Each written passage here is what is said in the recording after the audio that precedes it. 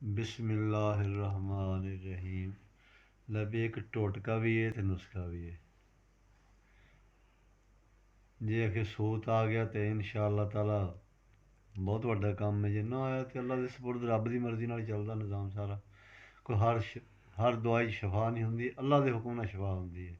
लेकिन ओढ़ पोढ़ करना चाहिए, हक बनदा इलाज सुन्नत नबी दी।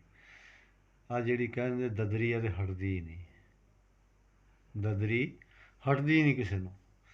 बड़े इलाज कराए, बड़ा ਉਹਦੇ ਤੇ खपे, लेकिन ਉਹਦਾ एक छोटा जिहा नुस्खा है। चंबल नवाज जिहड़ी कहंदे ददरी चंबल भी कई किस्मां ਹੁੰਦੀਆਂ ਇਹਦੀਆਂ। ਇਹਦੇ ਵਾਸਤੇ ना गंदम के दाने लेने आ 5-7 जो भी जिन्ने भी हो, मतलब कोई एक गर्म कर लेना लोहा, कोई सरिया या कोई चीज़ या कोई ऐसे गर्म करनी है कि उन्होंने उत्ते जिस टाइम उस रख के दबा देना है ना, ਉਹਦਾ तेल निकलेगा विचों गंदम ਦੇ ਵਿੱਚੋਂ। ਜਦੋਂ ਫਿਸੇਗੀ ਉਹਦੇ तेल निकलेगा गर्म होके। वो तेल है ना ਜਿਹੜਾ वो फौरी वो ਜਿਹੜੀ ददरी ਦੇ ਲਾਓ। इंशाअल्लाह ताला अल्लाह के फजलो करम नाल इंशाअल्लाह शफा होएगी। एक दफ़ा ही लाउण नाल इंशाअल्लाह ताला तुहानूं दस्सेगी भी मैं ठीक हाँ।